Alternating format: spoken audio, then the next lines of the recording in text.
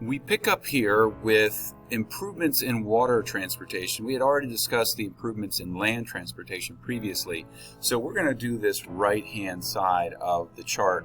But before we do that, I do want to share with you just a short video on the future of roads. So as you're watching this, I want you to be able to pick out which one do you think would be the best solution as we move forward in the next 50 years. So it's about a 4 or 5 minute video. Just sit there and watch it and then be able to respond to that. So we'll just stop.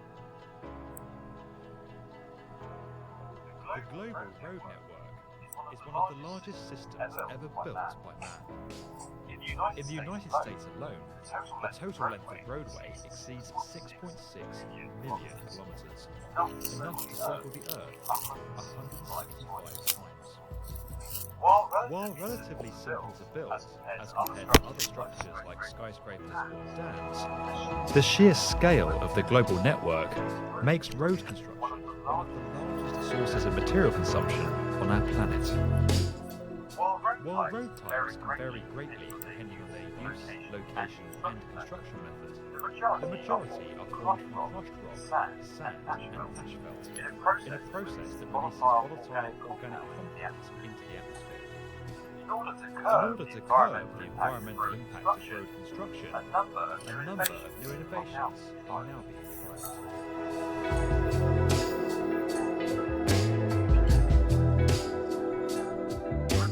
Replacing some of the finite resources used in road construction with one of humanity's most notorious waste products, all whilst extending the life of the roadway itself, makes a lot of sense. In India, the process of melting plastics to fill in potholes has been happening on a small scale for a number of years.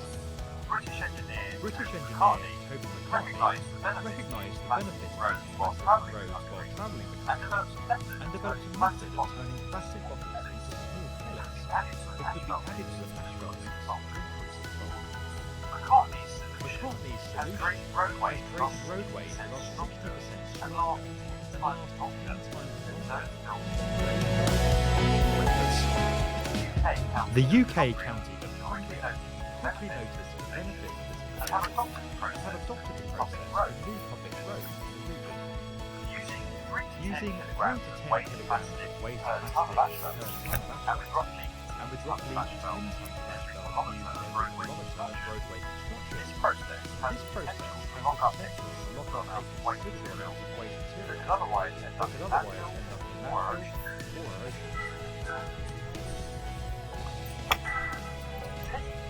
Taking things a step further, Dutch company AWS, together with Wavin and Total, have developed plastic roads, a prefabricated modular roadway made from recycled plastic. The product's anticipated lifespan is 3 times longer than that of normal roads. It's also 4 times lighter and can be constructed 7% faster than traditional asphalt roadways. Plastic roads follow design, allowing surface pipes to fit through its roadway. Now the need for extended bigger. Some of the space can also be used to store excess water during storms. With a number of trial projects now planned, including this bike path in the Netherlands, which opened in September 2018, you could see prefabricated plastic roads on a street near you in the not too distant future. Incorporating solar panels directly into the road network has the potential to turn an otherwise static piece of infrastructure into a major source of renewable energy production. Companies such as Solar Roadways in the United States, Wattway in France, and Solar Road in the Netherlands have all developed prototype systems that are durable enough to withstand traffic loads and the elements. While the concept may sound advantageous, critics have raised a number of concerns around this new type of roadway, including the safety of vehicles driving over the toughened glass or silicone that is required to protect the photovoltaic elements, and how effective horizontal solar panels can be as compared to those positioned diagonally on roofs. Several pilot schemes are now underway seeking to overcome these challenges. With a drive to reduce pollution, recycle plastic, and construct a more sustainable built environment, innovative solutions like these could make a significant difference when applied to something as vast as the global road network. The first improvement in water transportation that I wanted to go over is the development of a steamboat that is successful. And that's done by Robert Fulton, who is a Pennsylvanian from the area of Lancaster County. Now, Robert Fulton did not invent the steamboat as we know it. What he did, and what he's credited with, is creating a successful one strong enough to fight most of the nation's strongest currents in rivers. So that is what he does. The boat that he creates is known as the Clermont. And the Clermont was experimented with on the Hudson River. So in your homework, they talk about him basically going up the Hudson River against the current as it flows south from Albany, and then making that trip in about 32 hours. So this is what Robert Fulton's Clermont would have looked like. There's also pictures in your book.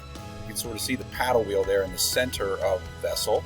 Okay, you see this black smoke that would be coming out because the actual steam engine is actually below the deck.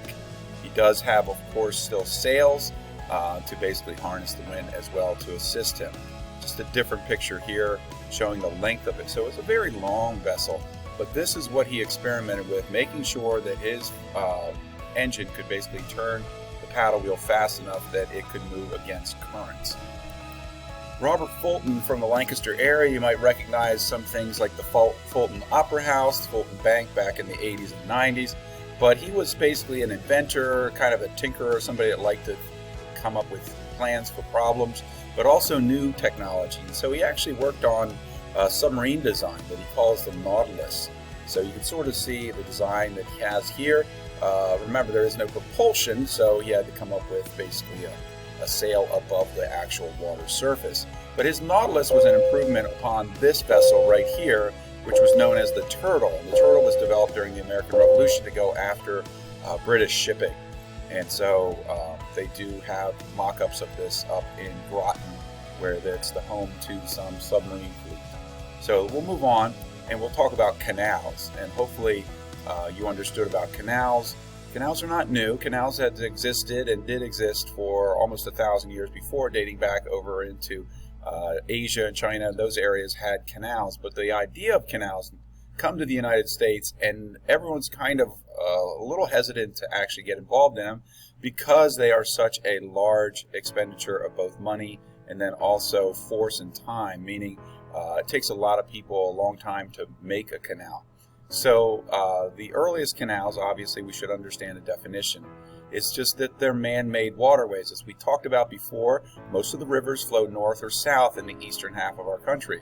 So many of the first and most successful canals are ones that travel in the opposite direction, east-west.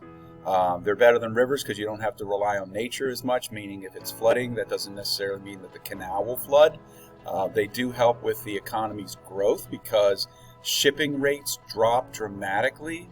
As we said in the book, it takes about 3 weeks to go from Buffalo to New York if you're going overland roads. But once they start doing that in the canals and they are moving goods, first of all, you can move larger amounts of goods and you can move them for less cost. And so instead of taking 3 weeks, you could do it in as few as 6 days, which I know sounds like a long time, but anything is an improvement, and that is a drastic improvement. The negatives I've already mentioned, they are basically, it's costly to create, and then it's also costly to maintain canals and making sure that it's keeping up with the time. Here in class, we talked about the most famous canal, and obviously that would be the Erie Canal, who was basically, the Erie Canal is the creation of DeWitt Clinton, who was the governor of the state, and he had pushed for almost a decade trying to gather federal funds to build this infrastructure project, and Washington was not interested. Washington, D.C. was not interested. So when they build the Erie Canal, it is built by New York funds, and eventually those New York funds are replaced by the fees that they charge in the canal to use it. And so the investment is a good one because it helps out the people of New York and the people in the country, and also then it is repaid. So DeWitt Clinton is in his important person that brings this kind of dream into reality.